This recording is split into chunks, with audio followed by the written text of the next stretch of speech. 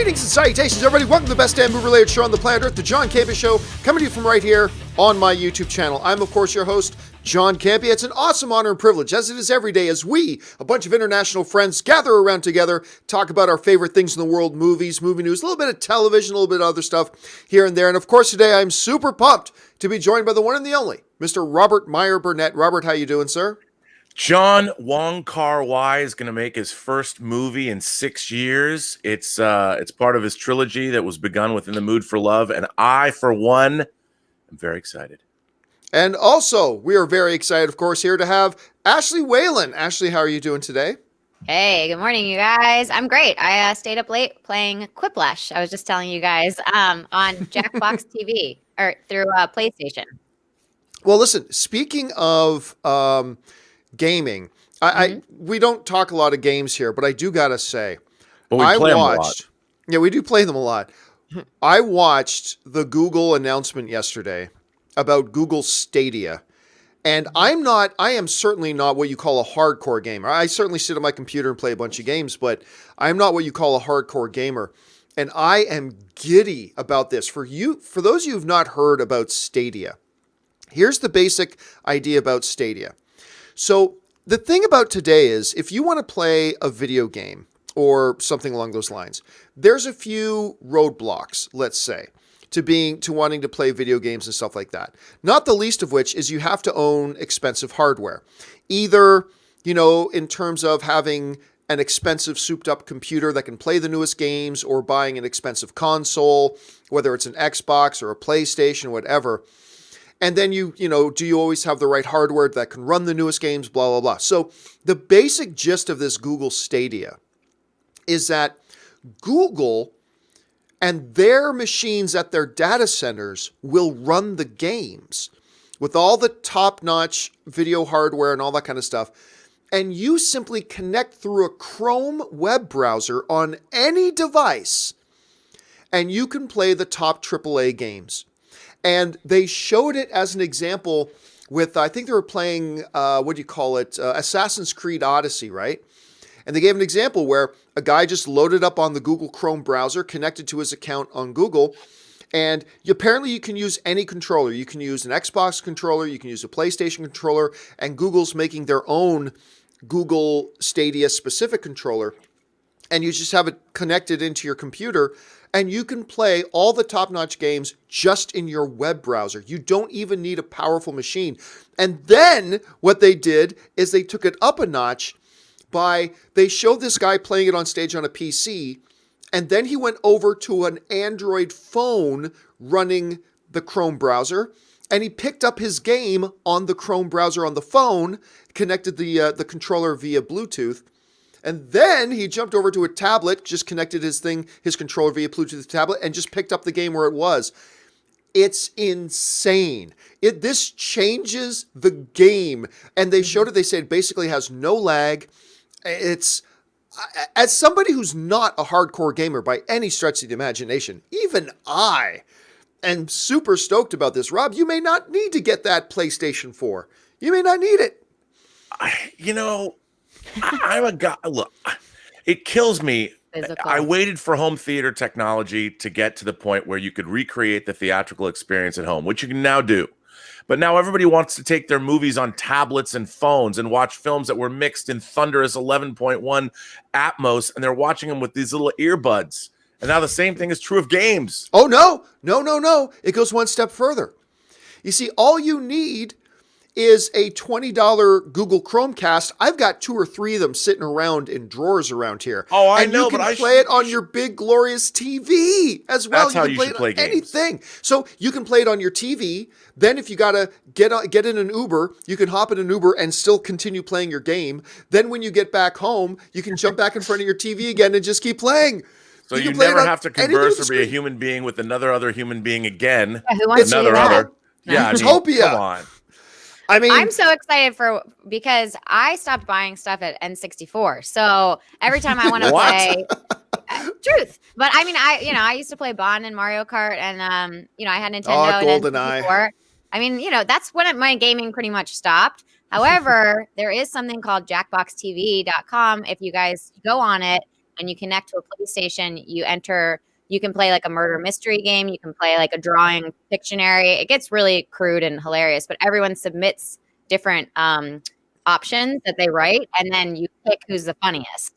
And it is like I was crying last night. You guys out there have to try Quiplash, but I can't play at my house because I don't have a PlayStation. So now I'll be able to have host without a console, and it's awesome. The great thing about this is that it removes unnecessary barriers. And game developers are going to be stoked about this now because it's become such a quicker process for somebody who's to see a game, like somebody playing a game on YouTube. It's like, I want to play that. All you got to do is click one button.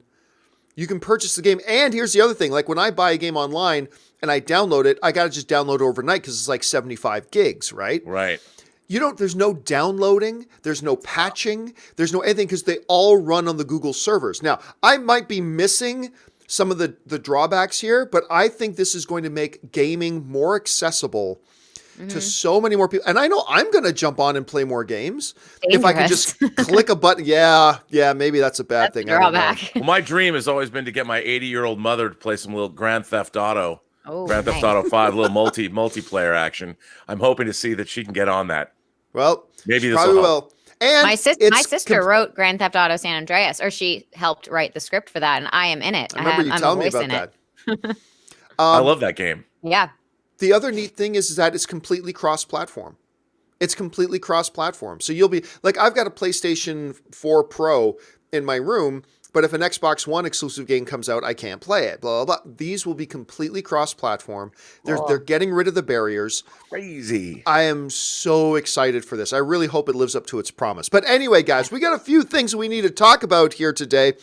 And the first thing we're going to talk about here today is this, off the top. This morning, a couple of trailers dropped.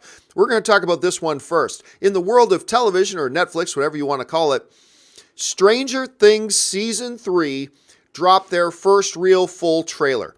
And Rob, the first thing that really hooked me was that Home Sweet Home was the song they were playing, and Teenage Wasteland was in there, and a song they were playing.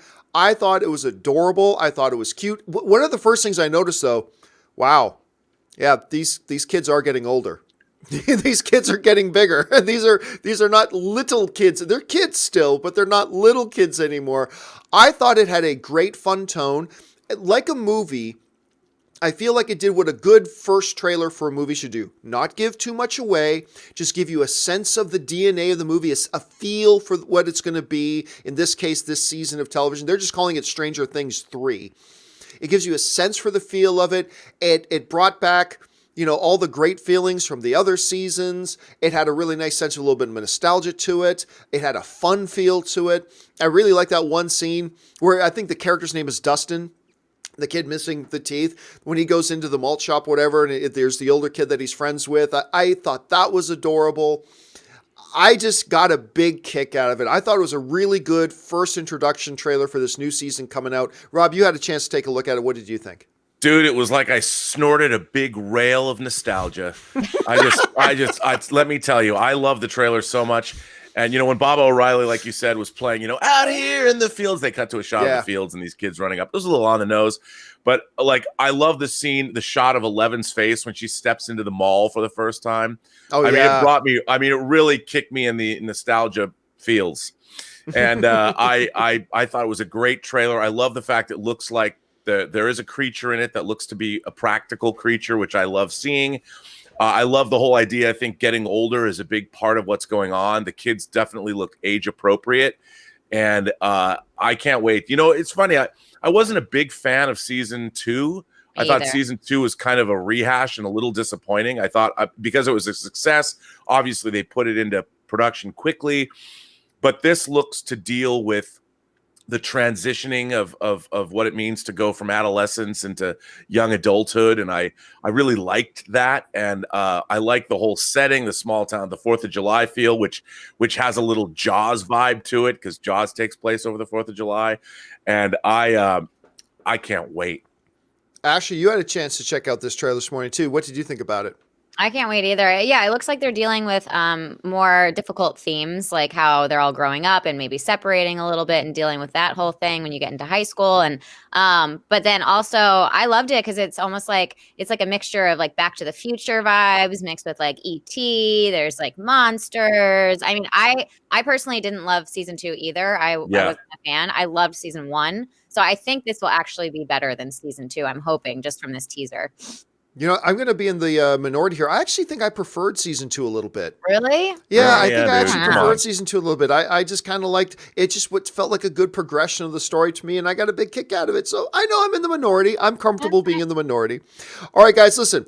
The Stranger Things season 3 trailer was not the only significant trailer. Actually, it Oh, might be no. the second most significant trailer, because maybe the most significant trailer that dropped here this morning, Rob, was the new trailer for the new Quentin Tarantino film, Once Upon a Time in Hollywood. That trailer dropped this morning. And Rob, you saw it. Your thoughts? Dude, I watched it like 6 times. Look, I can't wait to see this movie. I mean, the thing about Quentin Tarantino's films is they're so wildly entertaining. I mean, you never know from one minute to the next what's going to happen. And Yeah. and what's interesting is anyone who's lived in Hollywood over the last year has seen various billboards go up, various period things go up. There's still a billboard for The Invaders, one of my favorite late 60s TV series with Roy Finnis, with the Invaders flying saucer that I must have built 10 different models of when I was a kid. It's still on Hollywood Boulevard. And to see the evocation of late 60s Hollywood, but it's not like the real Hollywood. It's the Quentin Tarantino universe version of what Hollywood looks like. And I just love this trailer. I can't wait to see this movie. I really hope that Quentin Tarantino does not stop making films. He says famously he's going to make 10. This is his penultimate film. God, I hope not, because damn, does this look like a fun time at the movies. Well, I mean, before he did Hateful Eight, remember, I think he said, I'm not going to do Hateful Eight, then I'm going to do like one more. Now he's saying he's going to do 10, although whatever. But I mean, it is crazy when you think about the filmography. We talked a couple of weeks ago about, look how crazy good this filmography is of Christopher Nolan. And it is. It's stupid, ridiculously good. But, you know, they famously call it, I will say this, Rob, the one little gimmick I'm not into is, you know, when Hateful Eight come out, they advertise this, the 8th film, Quentin Tarantino's 8th film. You know, and it says on the billboards, Hateful Eight, the 8th film of Quentin Tarantino. And on this one, too, it's the 9th film of Quentin Tarantino. You could do without that, to be honest with you. But when you sit down and look at what Tarantino has done, I mean, the dude has just amassed this resume that is just crazy. So this, they're advertising as the, what are they advertising it as? They're advertising it as the 9th film of Quentin Tarantino. Okay, great. It's the 9th film of Quentin Tarantino, which is wonderful that they're doing that. Look at the other ones, though. Just take a look at these. It's crazy. Reservoir Dogs in 1992, Pulp Fiction in 94, Jackie Brown in 97. He shot Kill Bill as one movie, and then the Weinsteins decided to split up, so he counts that as one movie. So Kill Bill 1 and 2 from 2003 to 2004. They did Death Proof, a.k.a. Grindhouse, half of Grindhouse in 2007, and Glorious Bastards in 2009, Django, and Hateful Eight. And I'll be honest with you. I didn't think Hateful Eight was a bad film. I didn't think it was a bad film. I thought it was okay. And that movie, I think, is his worst movie. I think Hateful Eight is his worst movie. And even that is not a bad film. I mean, and then everything else is just like completely gangbusters. It's nuts. So you just look at that resume and then you slide into a Once Upon a Time in Hollywood. I love the feel of what Leonardo DiCaprio brings to this. He feels that last little scene when the little girl goes, "That was the greatest acting I've ever seen in my life." And then his emotional response to that afterwards was so strong and so good. Seeing Margot Robbie doing, you know, her disco dance once. And again, like we were talking about with the Stranger Things trailer, a perfect first trailer. Gives you a sense of the tone of the film, gives you a little bit of a feel for the characters. What's this movie ultimately going to be like without really giving anything away at all? That can come in later trailers. So I got a real big kick. Now, Rob, I know one of the things that you probably got a kick out of as soon as it came up, as soon as they showed that shot of the Cinema Dome. A I thought, Cinerama, yeah.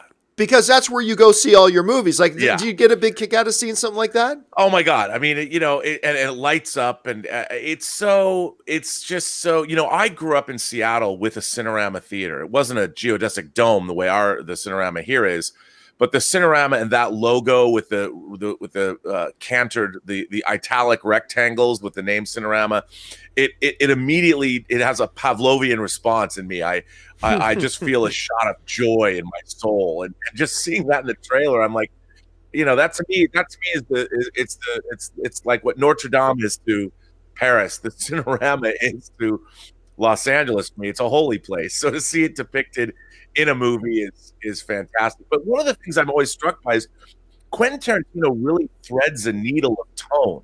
At any one moment, his films could spin off into camp, or they could spin off into. He creates a tone unlike any other filmmaker, because he does genre pastiche, yet also does really sort of high concept, yet I don't know, he just does something that's so fun that no other filmmaker has done. And he's honoring the past, but he's forging a future at the same time. And it's really interesting. All right. Well, listen, guys, we've got a few topics here that we need to go into our main topics today. Before we do, though, I want to give one more quick plug to Robert and I and Olympic gold medalist Cody Miller have a new podcast that's out, and it's in the top 5 in North America, top 5 in the UK. I think it was the number 1 podcast in the UK right now. But anyway, it's called Best Movie, Worst Movie. It's a lot of fun. We have 2 episodes up right now. MCU movies, Best Movie, Worst Movie, and Best Movie and Worst Movie of the 80s action films. Go on to iTunes or your favorite podcast app of choice and search for Best Movie, Worst Movie. You should be able to find it there. And please, guys, subscribe, rate it, comment on it, check it out, and let us know what you think when you do. Okay. With that down and out of the way, let's now move on to our main topics today. How do we select our main topics here today? Well, it's simple. You guys select them by sending in your topics and questions by going to www.thejohncampeashow.com/contact. That's www.thejohncampeashow.com/contact. Fill out that form, hit submit, and then maybe you will see your topic or question as a main topic here on The John Campea Show. With that down and out of the way, Ashley, what's our first message today? First one up is from Avi Bayer. What do you think about it being mentioned in a Variety article that Ben Affleck will be Batman in Justice League 2? I feel it was just the author not doing research well, but is there anything we don't know? Okay, so for those of you who may not have seen this, there were a whole bunch of headlines on a few websites going around. Ben Affleck officially back as Batman, and Ben Affleck to appear in Justice League 2, and blah, blah, blah, blah. And I remember I first heard about it because somebody sent me a message on Instagram and said, John, did you see that Variety is reporting that Ben Affleck is back as Batman? And my first response was unbridled joy, because everybody knows what I think of Ben Affleck and Batman. I want Ben Affleck as Batman. I love Ben Affleck as Batman. And you ever have those moments where a piece of information hits you and you have like a 5-hour conversation with yourself in your head in a split second? I had one of those situations. So I'm like, in my head, I'm imagining, does this have something to do with Kevin Tsujihara stepping down? Maybe Ben's relationship with Tsujihara wasn't good. Now that he's out of the way, maybe he's open to coming back as Batman and blah, blah. And I'm getting this joygasm, right? Well, sorry to burst the bubble, everybody. Ben Affleck is not back as Batman. So here's the thing. There is an article in Variety that kind of mentions this. Here's the headline that this is in. Is the headline on Variety, Ben Affleck back as Batman? No.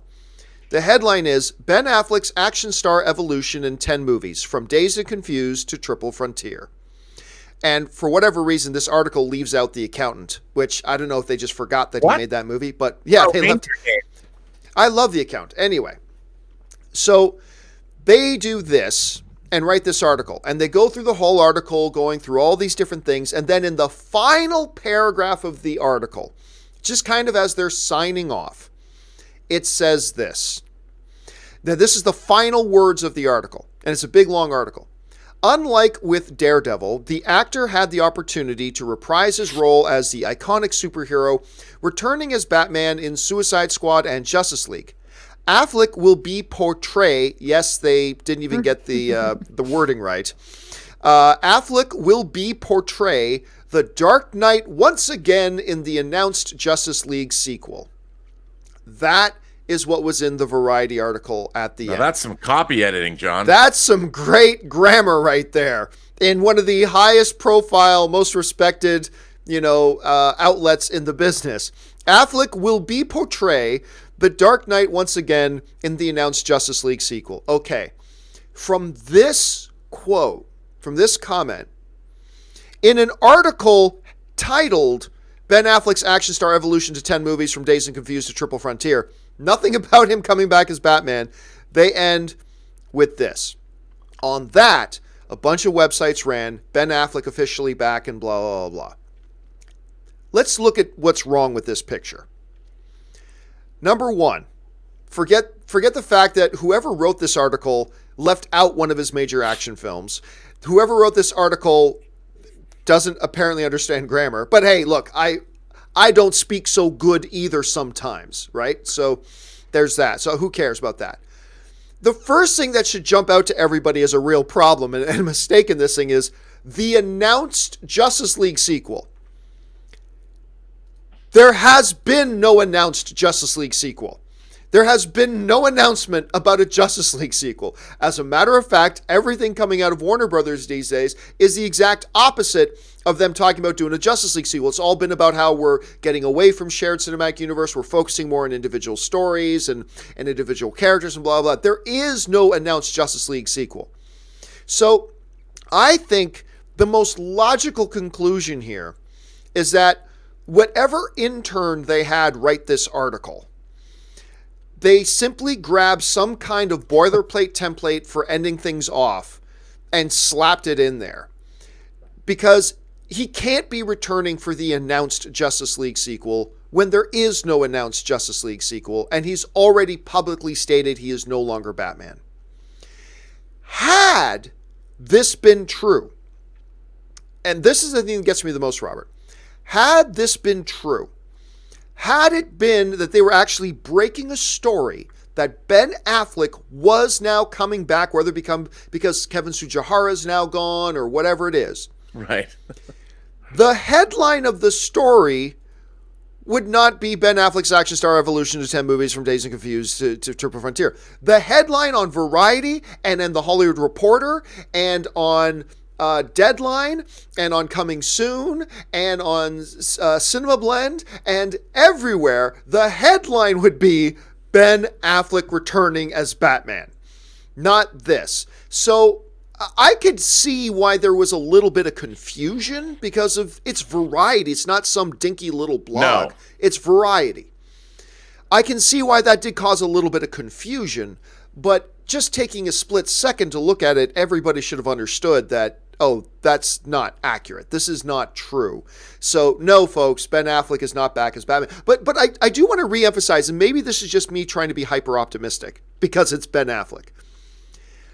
With Tsujihara gone, I don't know if Ben's problems with Warner Brothers and vice versa had anything to do with the dynamic between Tsujihara and Ben Affleck. I don't know that at all.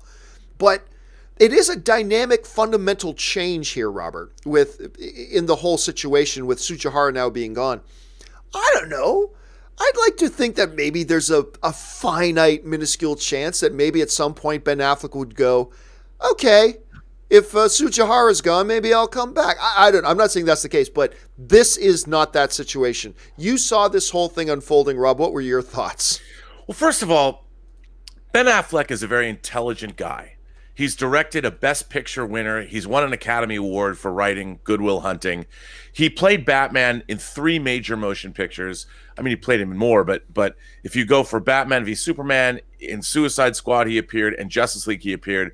And all 3 of those movies were pilloried by the very community that should have loved and embraced them. They should have been great movies. If I was Ben Affleck, I'd be like, screw you guys. You know, the fan base that I'm making these movies for, I have to take some slings and arrows for working out and busting my ass. And everybody first hated me for being cast in the role.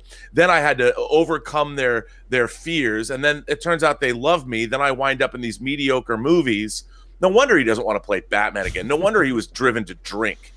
Then you read an article like an action movie article, his action evolution, and it starts with Dazed and Confused, where he played a douche with a cricket bat, spanking freshmen coming into high school. I mean, it's look, the journalism, this was in Variety. Not only is the misspelling offensive, but the writing and the research, and look, by the way, I don't know if Reindeer Games was in the article or not, but it should be because John Frankenheimer directed it, and there's a director's cut of Reindeer Games. I am really tired of the lack of journalistic integrity, the lack of research, and the lack of knowledge for people that are writing these articles. This is Variety. It is, other than Hollywood Reporter, it's like the New York Times of entertainment news. And to read some drivel like that is ridiculous. And websites and our fan base should know better. They should know better when they read something like this and go, just like you said, what Justice League movie? This kind of stuff pisses me off. It erodes the fabric of our entire civilization. Yes, a Rob rant.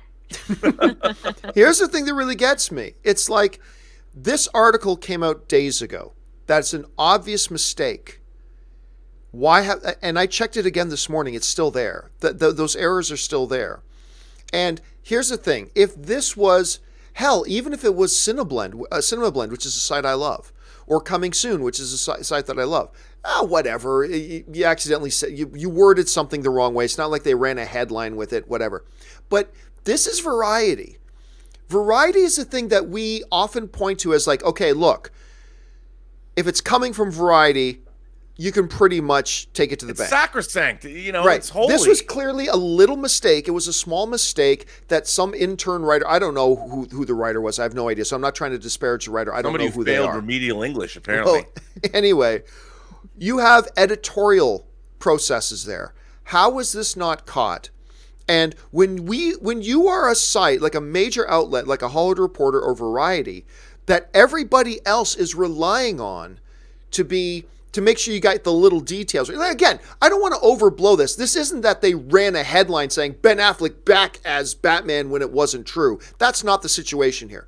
It's a small mistake that was made at the end, but it's a glaring mistake, and it's an obvious mistake, and it's a mistake that's causing a lot of confusion amongst film fandom, and why they haven't simply gone back and made a quick edit to fix this is a little confusing to me. Because like I said, this is one of those situations where sometimes fandom just goes a little bit crazy. But this was something that was written in Variety. Yes, we should have recognized it was probably just a mistake, but it's written in Variety. So I can at least understand why people went, wait, what? And got that initial bit of excitement. I just don't understand, being such a leader in this industry, how they don't have an editorial process to catch such an obvious mistake, and why after days they haven't gone back to fix it. So, I know, but again, I don't want to overblow it as if they ran a headline. They didn't run a headline. It's a small error in a final paragraph. It's still, though, it shouldn't be there. No, I agree. I mean, the point is that Variety has one job: reporting entertainment news. And if they can't even do that effectively, they're great at it. What good are they? But are they great at it? This calls into question their entire editorial staff. I mean, it's like, we allow these things to slide. But you know what? With the internet, people's lives, I'm not saying they are in this article, but people's lives can change in an instant based on what's reported on the internet. When Variety reports this or has this kind of slipshod writing where spelling isn't corrected, it calls into question every single article they publish. Oh, and they should pay more don't attention. Know about that. I think John, that's overstating. Come on, dude, we must demand excellence from our outlets. Excellence, especially the paper of record.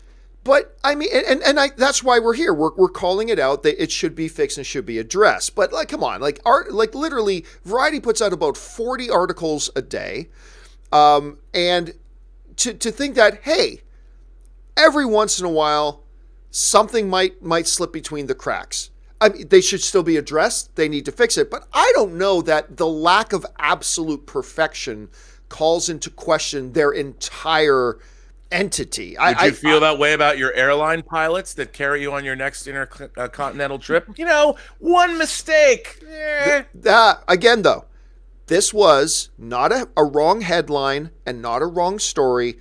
It was a poorly worded thing in the final little paragraph of whatever. If my airline pilots, turn on the in-flight entertainment 1 minute late, that's okay. Well, if my yes, airline but- pilots land in the wrong city, that's a different thing. But that's not what happened with Variety here. It's a But I small would little say, thing in look, a final paragraph. It wasn't just one paragraph because they left out the accountant. It's an No, I article agree. that's showing the action evolution of an actor. It was one article, and clearly they dropped the ball in that one article. But again, they put out 40 articles a day over the course of 7 days a week, over the course of 4.5 weeks in the month, over the course of 12 months in a year. It needs to be addressed. It needs to be fixed, especially something as big as this. I just don't think one mistake calls into question, or one faulty article calls into question the integrity of the body. Again, this wasn't a headline. This was a poorly constructed article. The great Lord Vader, who once said, "I do not share your optimistic appraisal of the situation." I like good quote. With that quote, you win. I can't come back from that quote. That quote is just that's a winner quote. So, okay, with that down and out of the way, let's move on to the next email today, or the next message today. Ashley, what's the next topic? All right, next up is Abel Contreras. It was announced yesterday that Alamo Drafthouse is going to start doing an unlimited movie subscription. How does this program differ from AMC's subscription service? Since the Drafthouse's plan is unlimited, will it fail like MoviePass did when it was also unlimited? This is actually pretty exciting stuff to me, and something that we've been predicting. Alamo Drafthouse, which, full disclosure, I have some fundamental problems with the Alamo Drafthouse. However, despite those fundamental problems I have with them, they have been an innovator in the exhibition industry. They really have.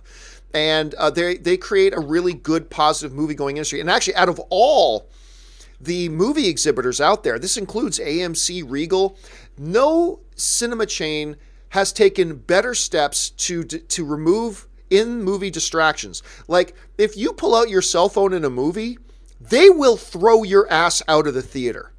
And they're unapologetic about it, and I love that.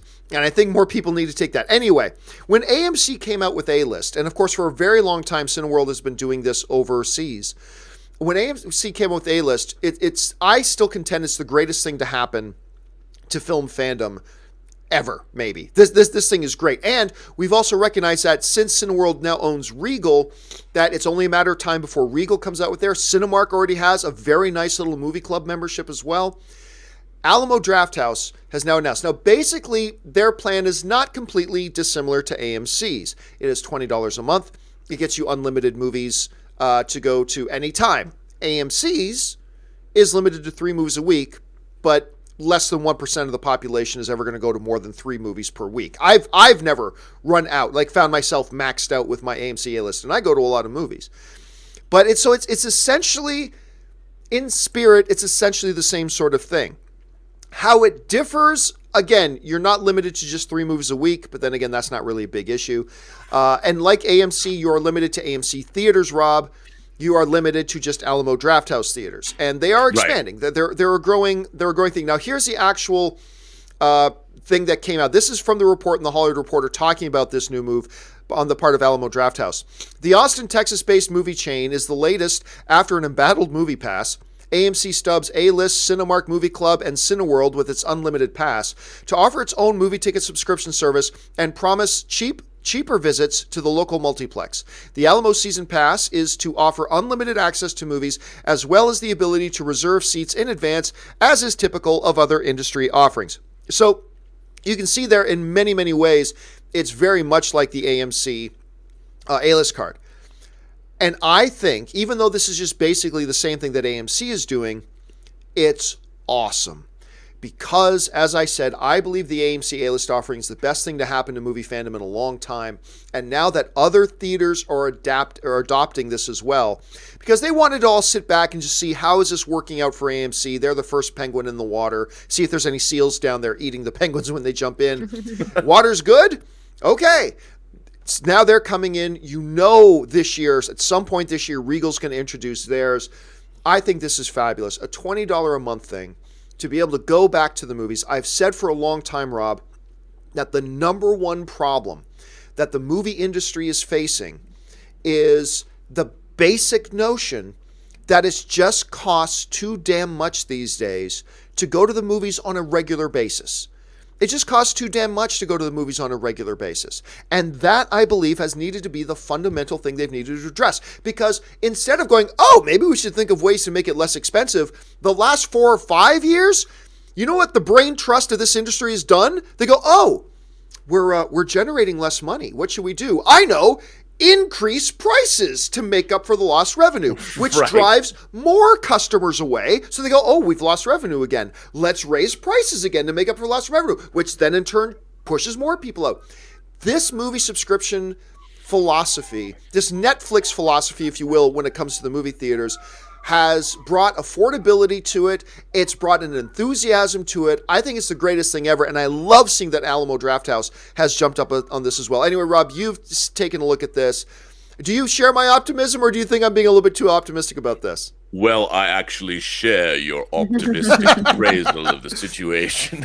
No, let me just say, John, it's funny because yesterday, MoviePass announced that they're going back to a uncapped subscription, but with caveats, and only for annual pass holders. And I was one, and then they screwed me again and again and again and again and again. Now they're like, oh wait, look, I have become I was a movie snob. Here in LA, we have the ArcLight cinemas, which I'm a big fan of. But that said, over the last years, AMC has really stepped up their game. And Alamo Drafthouse was this mythical place in Austin, Texas, and they've slowly been expanding across this great land of ours, and they're here in LA now too. And I think it's fantastic. And what really is interesting about these subscription plans is it makes you excited to be a member of these places. Yes. It's always, I go into an AMC theater. I was hanging out in Burbank a lot last week, and I went to the theater quite a few times, and between the Dolby cinemas that AMC has, between their, even though it's not real IMAX, but the IMAX presentations, their refreshment stands, the fact that all through the corridors they have these big murals of Hollywood's past. It's just kind of exciting to go into an AMC theater, like it's exciting to go into an Alamo Drafthouse. You feel that the owners of these companies care about their consumers. And you feel like you're going somewhere. Look, I've been very impressed with AMC's projection and sound, which is all I really care about when I see a movie. But this added benefit of these memberships, just it shows that it fosters a real desire. Like, I want to go back to that theater. I want to go back to the Alamo Drafthouse. I want to enjoy the experience of going to the movies. And these I grew up watching theater chains just turn to shit, and they wouldn't put bulbs that were bright enough in their projectors, and they didn't care about the sound. But it's great to see the Alamo Drafthouse and AMC care not just about projection and sound and food and refreshments, but their customers by providing these kinds of perks with the A-list, with what Alamo Drafthouse is going to add. It's exciting to me, and good on them. All right. Okay. With that being said, guys, what do you think about this whole movie subscription thing? Does this excite you? Does this, not just for what's happening right now, but what the future could hold for the cinema-going experience? Jump down to the comments section below and let us know your thoughts. All right, Ashley, what is our third topic today? All right, third one up is from Adam Ricketts.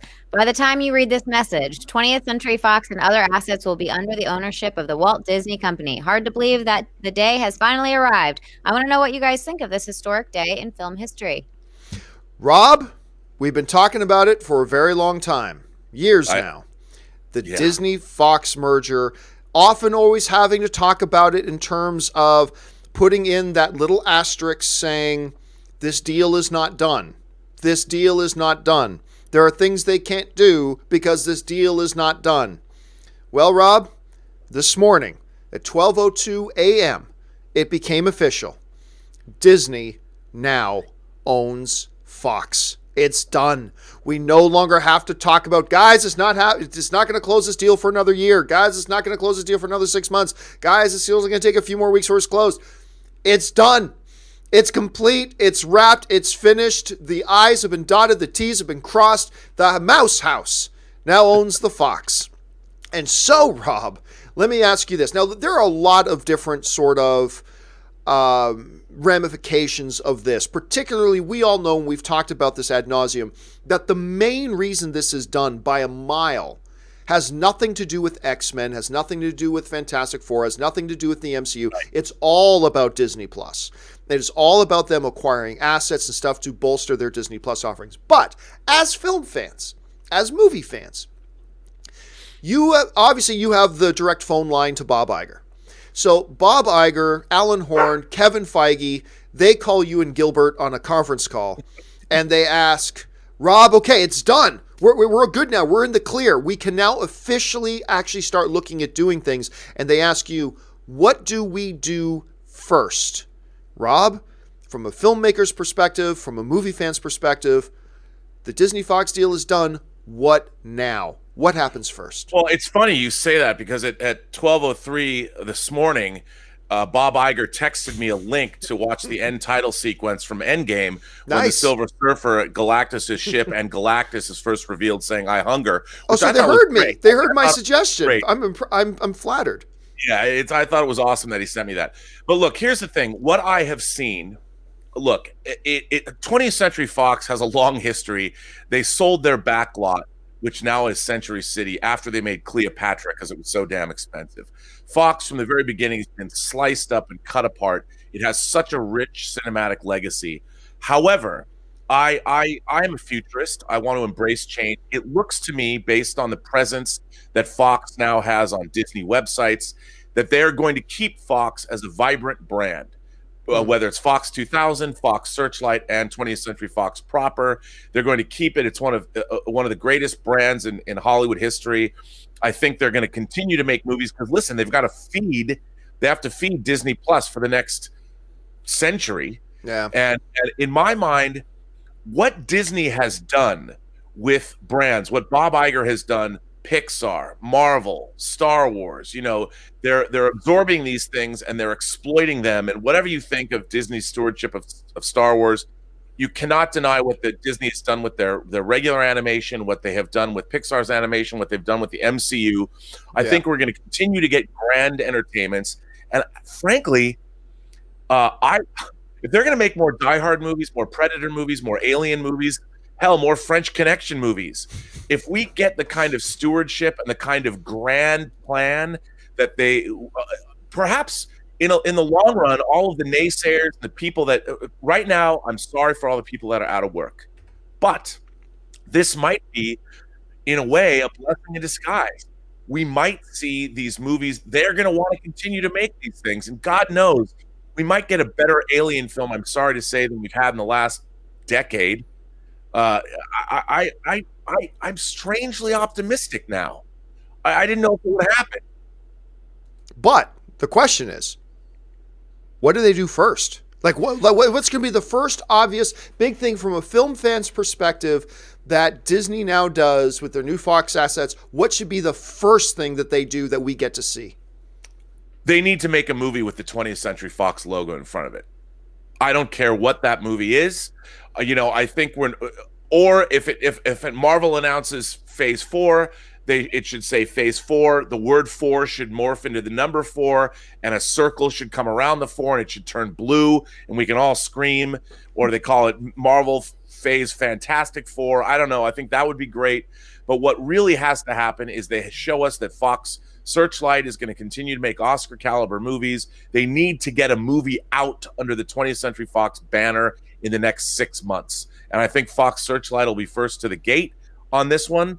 I think Kevin Feige is going to make an announcement right after Homecoming comes out, and we all are going to have a really interesting end of the summer, probably burning pagan effigies to what Kevin Feige is going to bring to the Marvel Cinematic Universe in Phase Fantastic Four, because that's what I'm going to call it from now on. Yeah, I still don't think we're going to get Fantastic Four in Phase 4. I don't think we're going to get them in Phase 4, although the latter end of Phase 4 is a possibility because now they can start moving. But one of the interesting things when they were talking to the other day, we were talking about a story about Noah Hawley, who the creator of Legion and all that kind of stuff, was writing a Doctor Doom movie. One of the things that he said after his conversation with Kevin Feige is that the thing is, Marvel's got their next 25,000 years planned out. They've got their next whole things already planned out. So he was almost inferring that there's really no room in a Phase 4 for a Doctor Doom film or something like that. So maybe it involves Fantastic Four. Maybe we got to wait a few extra years for Fantastic Four. But I actually do believe, Rob, that Fantastic Four should be the first thing up on their docket. Now, they've already got Black Panther 2 planned and in motion. They already have Doctor Strange 2 planned and in motion. They've already got Black Widow planned and in motion. They've already been talking about Eternals. And I mean, there's 4 or 5 films right there. Then they're probably going to do another Spider-Man. But I believe Fantastic Four is the best thing they need to do before they get into X-Men for a couple of reasons. Number one, X-Men is going to be something they need to take their time with if they are bringing it into the MCU. And my God, what I'd really rather them do is take a part of your idea, which is keep 20th Century Fox running as a brand and just keep the X-Men in 20th Century Fox. Don't bring them into the MCU. But it sounds like they're going to bring them into the MCU, which I don't want them to do, but they're going to do it. So that is something you got to take your time with. You got to lay lots of groundwork for that because that's a huge shift in your universe. Start things off with Fantastic Four. And the second reason you do it is because of this. Fantastic Four, more than any other brand coming over, needs rehabilitating badly. They have tried Fantastic Four a number of times, dropped the ball every single time. This is a franchise that needs rehabilitation. And it is, from a grand world building point of view, it is a much easier film to do right now because you can end Spider-Man Far From Home if you want with a reference to, I'm going over this place downtown. What's it called? The Baxter Building? You could just, and they fit right into the MCU right now without any groundwork being done. You could do that. So I say you do Fantastic Four first. I've got a prediction. Uh-oh. I predict by Christmas of this year, not only is a Fantastic Four film going to be announced, I'm going to tell you who's going to direct it. Oh. Tim Story. Brad Bird. Ooh. Brad Bird is going to be announced as the director of Fantastic Four for the MCU. You heard it here first, kids. Bob Iger did not tell me that last night in his text. Is that a little on the nose? I mean, okay, first of all, obviously, Brad Bird. It's perfection is what it is. Director of The Incredibles. Everybody always considers The Incredibles the best Fantastic Four movies ever made. So I'll tell you what, man. To quote Princess Bride, and there was joy amongst the people. I mean, I think they announce Brad Bird, I still don't think it'll be by Christmas they'll make that announcement. But if they did, oh my God. I'm telling you. Parties everywhere. It's the greatest thing. Brad Bird, look, if he brings a little Mission Impossible Ghost Protocol and he brings Incredibles to the table, is there ever a director that we all wanted to see make a certain movie? And I'm certainly not the person that first had this idea. I'm just telling you, it's going to, after James Gunn has been brought back into the fold at Marvel, anything can happen. The next obvious thing that everyone's Kevin Feige is just going to drop this announcement for everybody. If it doesn't happen before Christmas, it'll happen right after Christmas. But I guarantee you he's going to announce after Homecoming at some point, they're going to have another one of these press conferences and they're going to be like, guess what? Here's a picture of 9 of our new movies and they're all lined up and we're going to hear what they all are. And one of them is going to be Fantastic Four, directed by Brad Bird. I mean, and to kind of go to your point, you could announce Brad Bird's going to do a Fantastic Four, and it may not come out for 4 or 5 years. I mean, because Brad Bird, we know, likes taking a lot of time. So, I mean, that could fit both my scenario and yours, that, hey, maybe they don't cram it into Phase 4, but you could announce it now and give Brad Bird all the time in the world to develop this movie and all that kind of stuff. I mean, you could do both. All right. That's a great prediction. I love that prediction. What do you think, guys? For you guys watching at home, you're in charge. Bob Iger gives you a call and says, what's the first thing we should do now that we've got all the Fox assets and it's a done deal? Jump into the comment section and leave your thoughts. All right, let's move on now to the next topic. Ashley, what is our next topic today?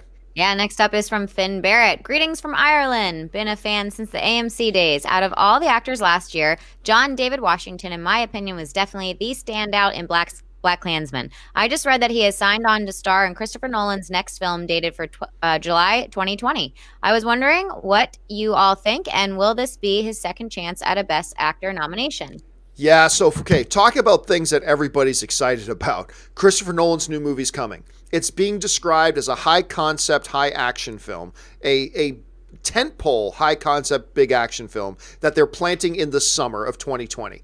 So we're just a little over a year away from this thing coming out. They're going to start shooting this thing pretty soon. So everybody's already super excited about this. I love BlackKklansman. It was my number 2 favorite movie of the year, just behind A Quiet Place for me. BlackKklansman was my number 2 favorite film of the year. I was over the moon when we saw it get so much Oscar love and all that kind of stuff. I was super happy that Green Book won Best Picture, but I would have been a little bit more happy if BlackKklansman had won it, but whatever. John David Washington, his chemistry with Adam, why am I forgetting? Adam Driver. The best. Was so good. I mean, it was so good. And to hear the reports come out today that he is going to lead this new Christopher Nolan film, I think is utterly fantastic. Because what he brought to BlackKklansman, I thought was just incredible. And I remember, it's funny because we're coming out of it and Anne says to me, the only thing that bothered me a little bit sometimes in the movie was it sounded like the lead guy was trying to do a Denzel Washington impersonation. It's like, he's Denzel Washington's son. And she's like, oh yeah, wouldn't that be funny? I'm like, no, really. That's John David Washington is Denzel Washington's kid. She goes, oh, so he's got royalty in his blood. I love that. Now, Ashley, I know you loved BlackKklansman. I know that film stood out to you. So what do you think about hearing that he's going to be coming out and leading a Christopher Nolan film? I mean, I couldn't be more excited. I loved BlackKklansman and I love Christopher Nolan, and the merger of these two people, it's going to be phenomenal. I can't wait. Rob, you hear about this news. What's your first reaction, your first instinct on this? Well, again, Christopher Nolan's movies have been pretty impeccably cast. I mean, all the way back to even Following. Yeah. So he doesn't, when he casts somebody in a movie, there's a reason why. And I'm sure that, look, no one knows what this movie's about. It's very secretive. It just ups my enthusiasm level. I mean, it's funny. We all talk about how there's all this controversy going on about movies in general, whether it's Star Wars or Captain Marvel. But on the other hand, you have guys that are making like Christopher Nolan who are still out there being secretive. You've got guys like Quentin Tarantino making Once Upon a Time in Hollywood.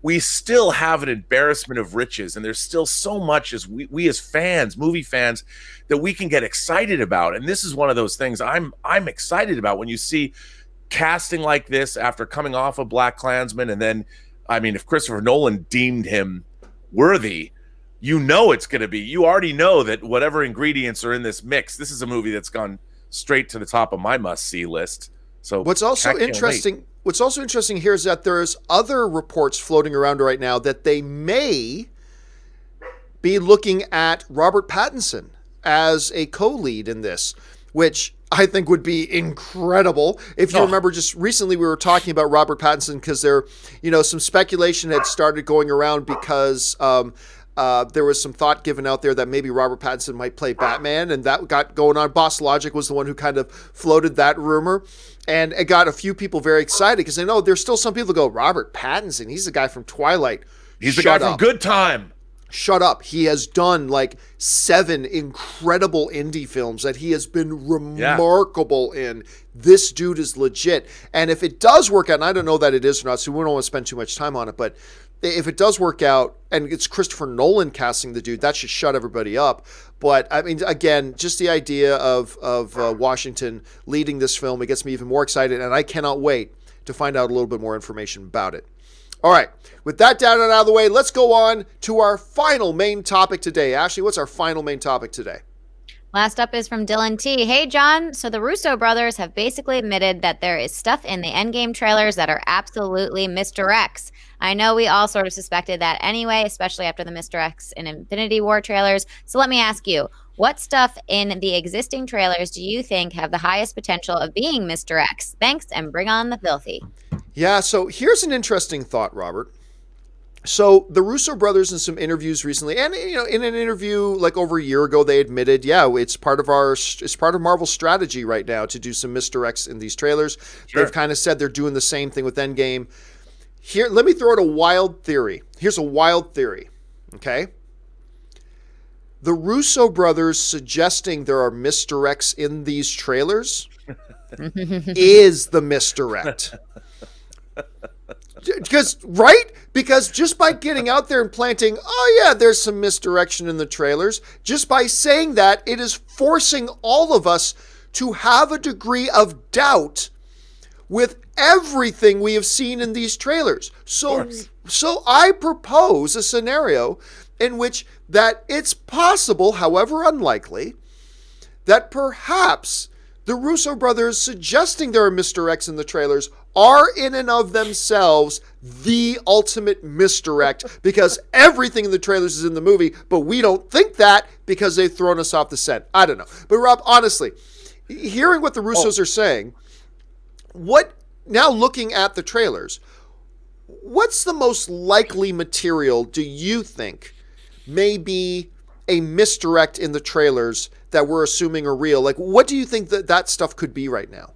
Man, there isn't enough in the trailers to really be a misdirection. I mean, it looks like we've talked about most of what we see is probably from the first half an hour of the movie. Right. We really haven't seen anything. I don't see anything that I think is, in fact, a misdirect. I mean, the quantum suits, Tony Stark is with them as they do their right stuff parade through the airport or whatever, through Avengers headquarters. And we know that Tony Stark's there, so he would have been the one to make those suits, probably, if they're quantum realm suits. And there's just really not that much in the trailer. It's not like we've got the team charging at the camera with the Hulk running like we saw that like the jism shot that we got at the end of the Infinity War trailer, where you're like, ah! and there isn't anything like that doesn't show up in the movie. There's nothing like that. It's relatively low key, and I think you're right. I think the Russos are having more fun. It's like that photograph they released teasing the like, look, the on-set ladder. Oh, I know. That was such a troll job. That was such a troll job. They've been trolling everybody. I mean, I think it's hilarious. And I think you're absolutely right. I share your optimistic traits. I think you're absolutely correct. I think that comment is in itself what he was trying to talk about. Yes. So I'll go on what I think a lot of people are on, is that if there is an actual misdirect in the trailer, and the misdirect isn't itself the misdirect, the most likely one I would guess probably is that shot that you were referring to, of them walking through.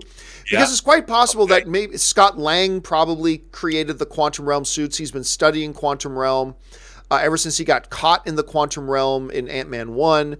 So if there's anything, there's that. But here's something that we need to keep in mind, Rob.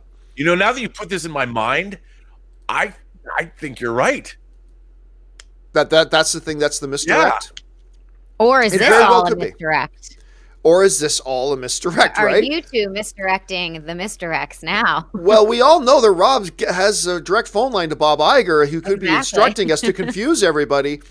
But I want everybody to remember one thing, though, when talking about what could be the misdirect, what may not be, and that's this.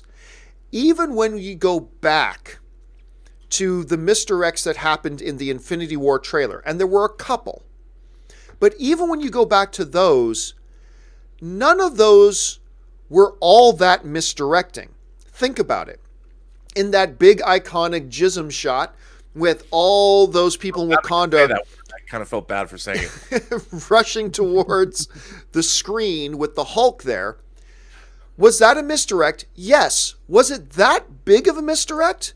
Because it only showed characters who were in Wakanda. There was a big battle going on at the scene, and Bruce was there. He wasn't Hulk, but he was there.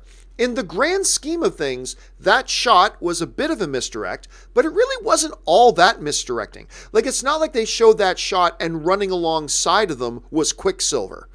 And running alongside of them was Ego, the Living Planet. And going, wait a minute, Ego's in this? Like, it was nothing that's... And then the other shot that was like the misdirect was that shot I love so much with Captain America, Thanos coming down with his hand and Captain America catching and stopping his hand. They CGI'd out a couple of the Infinity Stones to show, because obviously in the movie at that point, he had almost every single one, and in the shot, it looked like he was still missing a couple.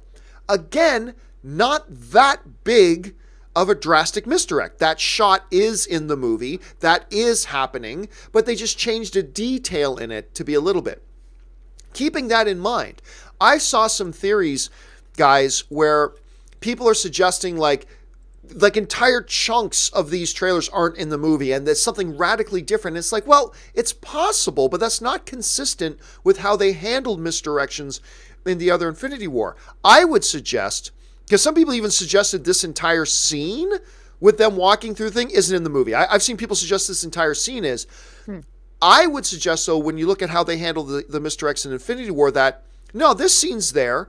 There's just probably one or two details, and perhaps these two, Nebula and Tony, maybe those two are the details that are misdirects. Because one thing I want to point out, look at Tony's hair.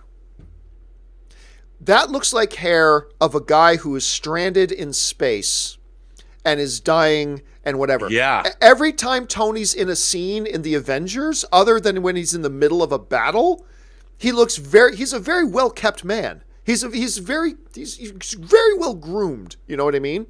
Yeah. And I look at that and it's like, that doesn't look like how his hair would look as he's, just come out of the shower and walking off into a battle sequence or whatever. So I'm not saying that they're not there. I'm not saying 100% that that's the misdirect. All I'm suggesting here, guys, is that if there is one, that might be it. That might be it. Do you guys have any other theories about things in the trailers we've seen that could be a little bit of misdirect? No, you convinced me, man. Okay. How fun would it be to do those little misdirects, though, too? Like, hey, let's mess up his hair right here, and then everyone will go crazy over it. It'd be so fun. Because they know how much we obsess. Oh, I want to throw in one other thing. Because they know how much we as fans are obsessing over every frame and every detail about these things. In one of the first spots that came out, you had, I believe it was Bruce, looking at all the images of the people who were dusted, right? And you had Ant-Man, because he had disappeared right at the time of the snap, so they thought he was snapped. They had Spider-Man. And in the back was Shuri. What if Shuri was never missing in the first place? Shuri was there. She's still in Wakanda. She's still doing her thing. And they threw in that one quick little detail that only massively obsessed nerd boys like us would find, because we are going to pour over every detail. Maybe the Shuri thing is a misdirect, and Shuri is perfectly alive and well in Wakanda, and everybody knows. I don't know. So that's the only other one I can think of. All right. Shuri, it can't be a misdirect. Shuri, it can't be. Very well done. Surely. Well It is a done. misdirect, and don't call me Shuri. I was going to say from Airplane, and don't call me Shirley. All right. Let's move on now to, that was the final. All right, guys. Mm-hmm. So that will do it for our topics for today. But as we like to do here on the John Campea Show, we like to save a little bit of time to take some live questions. So let's not waste any more time. Let's dive right into live questions. Ashley, what is being asked in the live chat board today? All right, first super chat is from Spencer Main. Disney promoting adult content like Deadpool, Simpsons, and fish sex. Maybe R-rated movies will happen. Oh, I have no doubt that Disney will engage in R-rated films. It's just under which banner. I think Bob Iger's made it pretty clear they're not going to see R-rated stuff under the MCU banner, under the Marvel banner, and maybe not even under the Disney proper banner. But they have other outlets to release R-rated stuff, and they've done that historically, haven't they, Rob? Yeah, well, look, things like Down and Out in Beverly Hills, Ruthless People. They had Hollywood Pictures for a long time. Didn't they? That Tom Selleck movie that I really didn't like. What was it? An Innocent Man? Is that what it was called? But They had a long history in the 80s and early 90s of releasing R-rated fare. They don't even put that out on the home video. They license it to like Kino Lorber. But I think the 20th Century Fox brand is going to be perfect for making R-rated movies. I think we're always going to see Deadpool come out under Fox. But then again, you never know. Did you see the picture Ryan Reynolds put on Instagram of Deadpool in the school bus that was labeled Disney and he had his mouse ears on? No, I got Deadpool with mouse ears yesterday. Ryan Reynolds put it on Instagram. I got to look that up. All right, what's next? Dimsum05, what was your first reaction when you saw Thanos' snap? Woo! The first reaction was a bit of shock, because I expected the snap to happen in the movie, but when Thor takes him out with one shot, I thought, wow, they stopped it. and then the snap happened anyway. So I wouldn't have been surprised at all 30 seconds earlier. But those 30 seconds totally put me in a place of, oh, they stopped it. And then, whoa, wait, he still did the snap? I was a little bit kind of shocked. Rob, what did you think? What was your reaction? You know, when on Heroes, I said to Schnapp, I go, wouldn't it be amazing if the movie ended with Thanos' snap? And he would be like, that's never going to happen. Well, there was a lot of people kind of were thinking that could happen, right, at some point. Yeah, no, absolutely. But when it actually, I was sitting in the theater, and when it happened, because it kind of, it happens quickly. Like it's not like he lifts his hand up and then snaps. It happens really fast. And when it happened, I literally flinched. I was like, I literally, my blood froze, and I'm like, what's gonna happen now? I couldn't believe it happened in the theater. I was literally sitting there, like the whole movie. I was kind of sitting there going, oh my God. And then when people started to disappear, it was one of those, I fell back because I was forward. I fell back in my chair and I was stunned. Yeah. So were all the audiences. So were all the audiences I was with. All right. What's next? Jerome Smith II. Pitt always sounds like Lieutenant Aldo Rain now to me. LOL. Each and every one of you owes me 100 Nazi scalps, and I want my scalps. Oh my God, I love that. Buongiorno. What was the word he says in Italian? Buongiorno. Buongiorno. I thought, look, everybody talks about Christoph Waltz in that movie, and well, they should. He's the best thing in that movie. Brad Pitt was outstanding in that movie. I loved him in that. All right, what's next?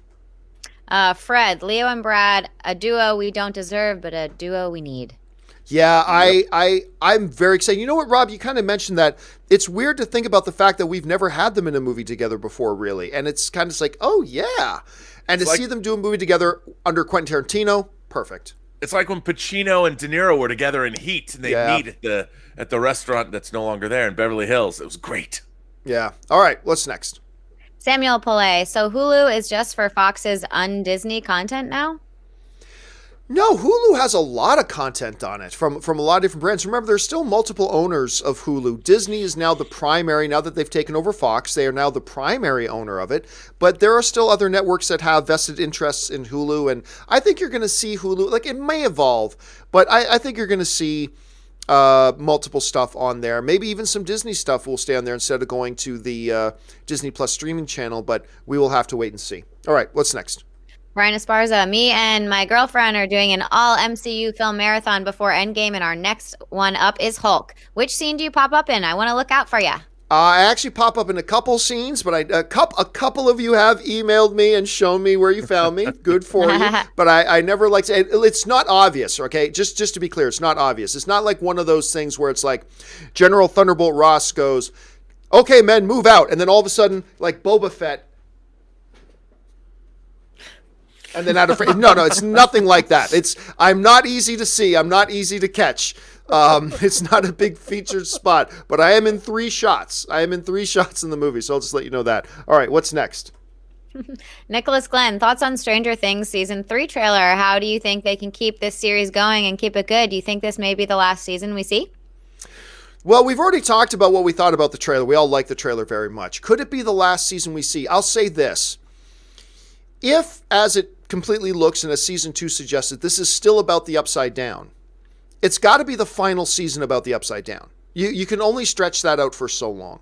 So I think there are probably still a lot of opportunities to tell more stories, but I think probably after this season it is time to move beyond the Upside Down. Now, I might be singing a different song, Rob, once we get to the end of season 3, and maybe I'll say, oh, wait a minute, they just did it in such a way that you got to keep doing Upside Down. But I think we're going to see more Stranger Things, but I hope it's the last we see the Upside Down. What do you think?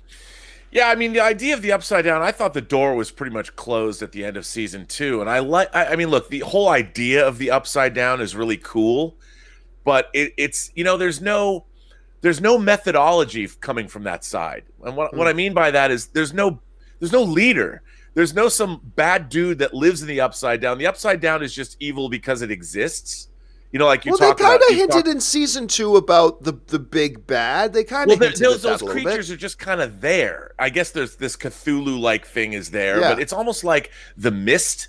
Stephen King. I see the Yeah. upside down as really it really is the what Stephen King created in his novella The Mist is what the upside down is, whatever that dimension was where these things just cross over. But I would like to see more. I'd like to see a Stranger Things big bad where there's some, maybe not a Darth Vader big bad, but Right.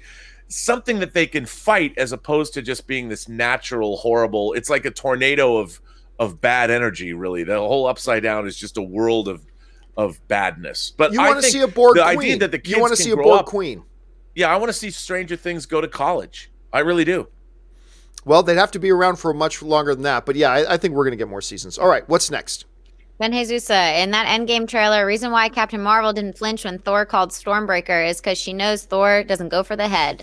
Joke. And that is funny, Ben. But I'll tell you, you were the third person to send in that joke. I've had several people send in that exact same super chat. Everybody knows Thor doesn't go for the head, but Bing. By the way, I love that last little tag in that trailer. I thought that was wonderful. And look, I'm tired of seeing Avengers fighting Avengers just because they've done it so many times, but I would love to see a Thor versus Captain Marvel show. That would be pretty awesome. That would be great. All right, what's next? Apex, if the gauntlet is used to undo the snap, which Avengers should be the one to sacrifice themselves to undo it?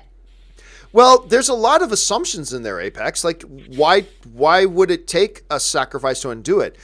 Thanos didn't need to sacrifice anybody to do the snap. He had to sacrifice somebody just to get the Soul Stone. But the Soul Stone's there now. It's in the gauntlet. So who says anything has to be sacrificed to do it? Not to mention, the rules of the Soul Stone are not that you can sacrifice yourself. You got to sacrifice someone.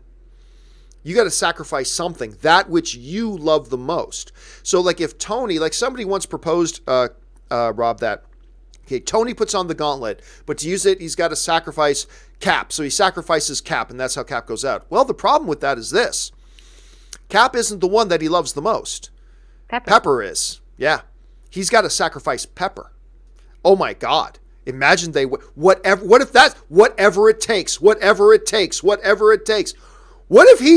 Tony kills Pepper to wield? I mean, I don't think that's going to happen at all, but it's just in this land of make-believe and making up things. Imagine Tony is able to get his hands on the gauntlet, but in order to wield the Soul Stone in it, he's got to sacrifice that's which he loves the most. In order to save trillions, he's got to kill Pepper and his unborn child. And he's got to sacrifice them to do so. How powerful would that be? Could it happen, Rob? I don't think so. I don't put after seeing Gamora take a dive off of a cliff. I think everything's on the table. You know, I mean, in the comics, Nebula did wield the gauntlet. Which she may still again. Let's reverse that. What if Pepper has to sacrifice Tony? Oh my God. Oh, see, that's a great idea. That would answer a few things. All right, anyway, we need to move on. What's next? Jesus, also, John, just curious if you had received or opened the email I sent you yesterday of Groot, our corgi, with him wearing his I Am Groot dog tag. I did see that, as a matter of fact. Yeah, Ben sent in an email to me, and you can email stuff to me simply at john@thejohncampeashow.com, and he sent it in. It's adorable. He's got this corgi. Anne loves corgis because she's obsessed with the Queen, and the Queen has corgis, so Anne loves corgis. And cool. And they've got a corgi named Groot, which is totally the coolest thing in the world. All right, what's next? Luke, 1, 2, 3, 4. I want to see Tony and Cap meet. Cap goes to shake Tony's hand, and Tony goes and gives Captain a hug, and in a broken voice says, "I'm sorry for everything." Luke, I'll tell you what, I've been saying for a couple of weeks now, out of all the stuff that we can theorize and envision and dream up that we might see in Avengers Endgame, there is nothing I am looking forward to more than Tony and Cap reuniting. There's nothing. Not all the Avengers reappearing and all taking on Thanos at once. That's great. That's awesome. That would be huge. Not Hulk versus Thanos round 2. Oh, that's great. That would be huge. I would give it all up just to see that dramatic moment of Tony and Cap reuniting and this thing they've been building since Civil War, and really this thing they started with Age of Ultron. Because you remember that scene in Age of Ultron, Rob, when they're hiding out at Hawkeye's ranch, and Cap is chopping wood, and him and Tony start to have this argument, and then it ends with Cap ripping the log with his bare hands. Yeah, it's like I've wanted to have my chest look like that since I was 12. They've been building this ever since that moment, and there is nothing I am looking forward to seeing more. I agree with you, man. Yeah. Right in the feels, dude. Oh, so cool. All right, what's next? Apex Caliber newsflash to trolls. Alita is now Disney's. LOL. Yeah, I don't know. What do you say after that? Everybody's saying, ignore Disney, go to Alita. Well, Alita is Disney now, so there you go. By the way, you should see Alita, by the way. It's a nice little film. I had a really good time with it. I did too. Not enough people saw it, Rob. I still attribute that to a bad first trailer, because everybody hated that first. Not everybody, obviously, but most people hated that first trailer. And I think they lost a lot of people there. And it's really too bad, because this is a film that deserved better than it got. I really agree. Think that. All right, what's next? Apex, could Disney exchange Alien for Hulk? Namor? Namor, no. I mean, why would you? Really? I mean, honestly, why would you? Why would they give up? Number one, why would Universal want Alien? Alien has been a struggling franchise lately. Whereas comic book movies are still huge, and they still have Marvel a little bit over the barrel when it comes to Hulk. And that could pay off big long term. Maybe not this year, maybe not in 2 years, but eventually Universal is gambling. They'll get some kind of big payday out of that, as opposed to an Alien film, which you could make that and it could lose money. So if I'm Universal, I wouldn't make that trade. No way. The sports fans are often horrible when it comes to, oh, you should trade Eddie McGuss, some terrible fourth line defenseman, for Wayne Gretzky. Yeah, get Wayne Gretzky for Eddie McGuss. Well, that sounds great for your team, but no team is going to make that trade. No team is going to give up Wayne Gretzky for Eddie McGuss, the fourth line defenseman. There is no way, I can't see under any reality that Universal would give up the leverage they have with Hulk for a struggling franchise like Alien. I just don't see it happening. I mean, it's conceivable. It is doable. I just don't see Universal making that deal. All right, what's next? Apex, do you guys see Star Wars 9 falling short of $1 billion? No chance. No chance. Way. I mean, actually, let me rephrase that. There does exist a possibility, and that possibility is if Star Wars Episode 9 comes out and it is as or more divisive than The Last Jedi. If that were to happen, which I think is unlikely now that J.J. Abrams is back, and they've learned a few lessons. If that were to happen, it would become conceivable that it possibly could come in under $1 billion. But that whole scenario I just painted, Rob, is highly unlikely. I mean, look, as divisive as The Last Jedi was, it was still the #1 box office film of the year. It still made well over $1.3 billion. And all that kind of stuff. You have a return to it. You have a good marketing campaign. I don't see it having much problem breaking $1 billion, but there are conceivable avenues that's possible. Highly unlikely, though. What do you think? It's inconceivable. That's not going to gross $1 billion. Even Last Jedi, for as divisive as it was, made over $1 billion. Yeah. Who's not going to go see Star Wars Episode 9? We're all going. We're all going to spend our Christmas debating the merits of the third trilogy in the Skywalker saga. Everyone's going. You're going. I'm going. Everyone's going. You cannot escape your destiny. Search your feelings. You know it to be true. We can rule the galaxy as father and son, John. All right. What's next? Ethan's Tech World. I bet today felt like a birthday to Kevin Feige. I ain't so sure. This is also a heavy responsibility. Not to mention, it mucks up a lot. Like, he already has infinite numbers of characters he can use, and now you've added on top of that this whole other thing of characters that he may or may not have ever been planning for, or may not have ever wanted, and now he's got to do it. Now, I'm not saying that's not the case. I'm not saying it is the case. But I'm not saying 100% for sure Kevin Feige feels like it's his birthday. It might feel like the day that he start pondering retirement. To be honest with you, I don't know, Rob, what do you think? You might be right. Like we said, how do you make 22 movies, and presumably this last one, I mean, is going to gross $2 billion. There's what worlds do you have left to conquer? You're like Alexander the Great. What do you do now? I mean, if he walked away and never came back to the business, I mean, if I was Kevin Feige, all he's going to do is repeat his past success. I mean, I think that I think he's in a very unenviable position, because if he does make Fantastic Four and he does make X-Men and people don't love them, I mean, maybe he accepts that as a challenge, but there's nothing new that he's already proven himself. He's already done what he needs to do. Yep. All right. What's next? Ike Moore, over under 30%. The rebooted Wolverine has the yellow suit. 30 is not a horrible number, but I'm still going to take the under on 30%. That suit will look terrible on the big screen. I think it'll look absolutely horrible on the big screen. If anything, they go for the more brown suit that he had after the yellow suit. Yeah, maybe. So I'll take the under. All right, what's next? Luke, 1234, over under 40%. Captain is still a virgin. Well, you know what? I'm going to take the 40 is a good line. I'm going to take the under, because remember, he was at wartime and in bars with his buddies during the war and all that kind of stuff. Remember, he says in Winter Soldier, as he's talking to Widow, she's like, have you ever had a girlfriend? I've had girlfriends, or I've dated. I can't remember the exact line, but basically he's suggested he's had, at least the outskirts of relationships with women before. So I'm going to say under 40% that he's still a virgin. Rob? Me too. He got some in World War II. He got some in World War II. All right, what's next? Apex Caliber, Doom movie, House of M, to bring mutants, pros, cons.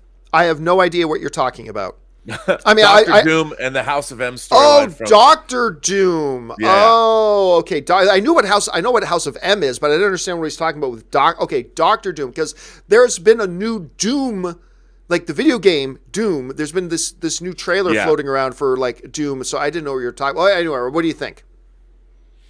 Look, a new Doom movie would be great. Look, anything that has a great script, a great director, and great actors could be great. I think the Doom franchise is, how do you move beyond the fact that it's really a first-person shooter? I don't know if Doom is we saw before. It's not necessarily the most adaptable concept. I don't know, but I think you're right. He's talking about Dr. Doom. He's talking about Dr. Doom. You're talking right about Dr. Doom. I love the idea of the House of M storyline. I love that storyline. I loved it. I'll tell you why I don't. The X-Men to exist already. That's it right there. House of M is not X-Men 101. No. It's X-Men 401. That's not an introductory story. That's like trying to launch a new X-Men universe with Age of Apocalypse. It won't make any sense. There's just too much that needs to be done before that. So I love the idea of seeing House of M brought to the big screen in one shape or another. But it's just not something you can lead with, really, right? Right. Okay. What's next? Matt Thornton, I'm curious to see what Disney will do with The Simpsons. Keep it on or finally pull the plug? Look, the thing is, they're looking for stuff for Disney Plus. I mean, it's still a thing that people still watch it. And there are people who still enjoy it. Does it still have the umph it used to have? No. But you know what? I reject this notion that Simpsons now is total crap. I don't know, man. I don't watch it regularly. But every month or two, I'll pop on an episode, like see what the recent episode, and I still get some chuckles out of it. I still grin and laugh. I reject this whole notion that it's complete. So I think they keep it going. I don't see why not. Bring it over to Disney Plus, make it a big draw on Disney Plus. You do what Friends and Seinfeld did for like Netflix, right? You bring on this beloved thing saying you can now see all 324 seasons of The Simpsons on Disney Plus. You make it a marquee thing like that, and I think they keep it. What do you think, Rob? Absolutely. And when are The Simpsons going to grow up? Never. I would love to see The Simpsons. No, I would love to see The Simpsons. Lisa goes to college. That's when traditional non-animated shows jump the shark. Usually, it's because the adorable kid characters people like seeing, they get older and people lose interest. One of the reasons Simpsons has stayed so beloved is because Bart and Lisa are still in grade school. I know. I don't think they ever changed that. All right, what's next? Murray writes, check out Brown's Avengers Endgame trailer on the Daily Snark site. It's great. I will have to check out. I think they're the same ones who did that amazing Tom Brady as Thanos during the Super Bowl animation, which was one of the funniest things I had ever seen. Yeah. So I will check that out, Murray. All right, what's next? Murray, again, Toy Story Endgame. When did I drift off, Bonnie? I will think about you. It's always you, Woody. I would love to see somebody put that together. If that's the Endgame trailer, if that's the snarky one you're talking about, that would be great. But I would love to see somebody do a mashup of Endgame and Toy Story and call it Toy Story Endgame. That would be hilarious to see. I couldn't do it, but I would love to see it. It's a great concept, Murray. All right, what's next? Hey, Mr. 25, John Krasinski and Emily Blunt as Mr. and Mrs. Fantastic. Make it happen, Mickey. Sure. Why not? I don't generally don't like to get into conversations should X actor play X role, but I mean, hey, if they announced that, I think there wouldn't be a sad eye in the audience. No, along with Brad Bird directing, come on. I think a lot of people would love seeing that. Hi, Chris Evans can play the Human Torch. He can. He totally can. Why not? He already is. Again. All right, what's next? Willow Yang, what was the first adult R-rated movie you watched? I saw RoboCop when I was 6. Even at that age, I knew ET 209 was going to fall down the stairs. I believe the first one I saw, and my parents regretted it, was this movie with Dabney Coleman called Young Doctors in Love. Yep. I believe, and I was young, but it was the first movie I saw with like sexual content in it. And I think it was part of a double feature at a drive-in, and that's why we were there. And I think my parents kind of regretted that they had me there, but I think that was the first R-rated movie I saw. What about you?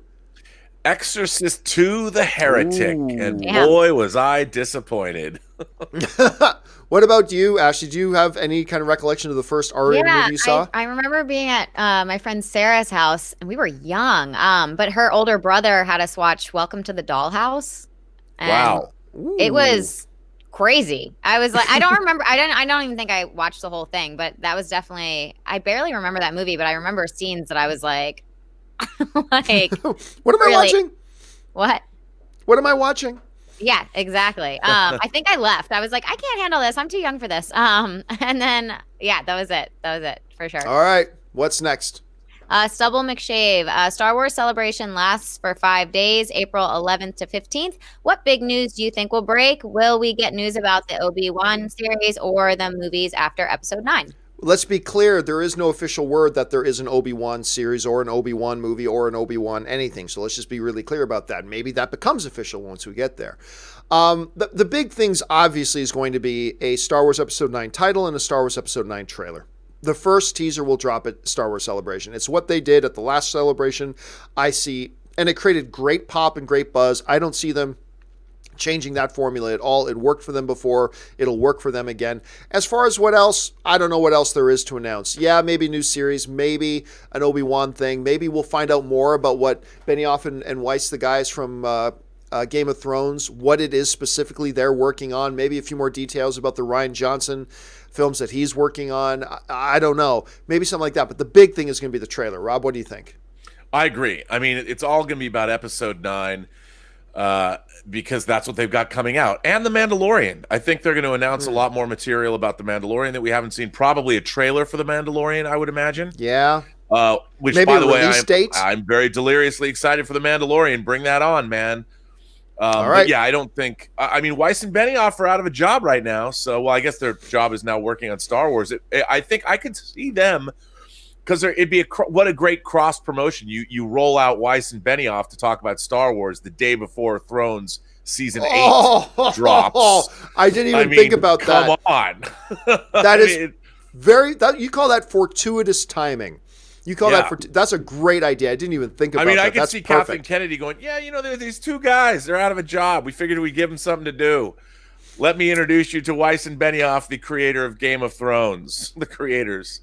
Of our new Star Wars series of movies. And here to tell you about them, Weiss and Benioff. And by the way, tomorrow is Sunday and the last day of celebration when Game of Thrones premieres. It would be good timing. All right, what's next?